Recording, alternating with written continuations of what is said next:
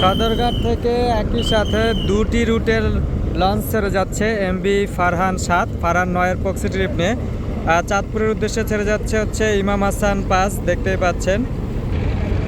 তো দুটি লঞ্চ কিন্তু একই সাথে ব্যাঘাত দেয় প্রতিদিন।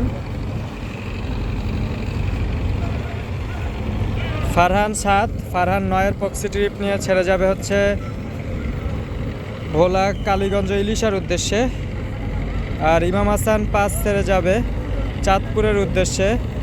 তো দুটি লঞ্চই একই সাথে ডান পাশ দিয়ে সম্ভবত বাম পাশ দিয়েই আর কি ঘুরবে, যেহেতু বাতাসটা ওদিকে।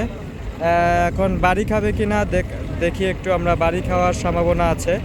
ইমাম হাসান 5-এর সাথে ফারহান 7-এর সামান্য আর কি ধর্গাংশ হতে পারে। এই যে দেখতে পাচ্ছেন মাস্টার কিন্তু সিগন্যাল দিতেছে থামানোর জন্য। তো বাড়ি কি লেগে যাবে? ও না, ফারহান 7 কিন্তু পিছিয়ে গেছে, যার কারণে সম্ভবত বাড়ি খাবে না। তো দুটি লঞ্চ একই সাথে ঘুরতেছে।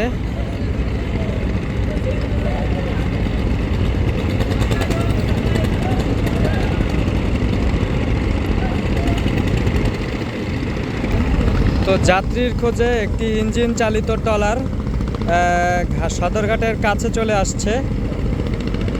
যদি কোনো যাত্রী লঞ্চ মিস করে তাহলে এই ট্রলারের মাধ্যমে কিন্তু লঞ্চে উঠতে পারবে বাড়তি ভাড়া দিয়ে 100 থেকে 50-100 টাকা। তো দেখুন যাত্রী না পেয়ে কিন্তু আবারও ট্রলারটি চলে যাচ্ছে।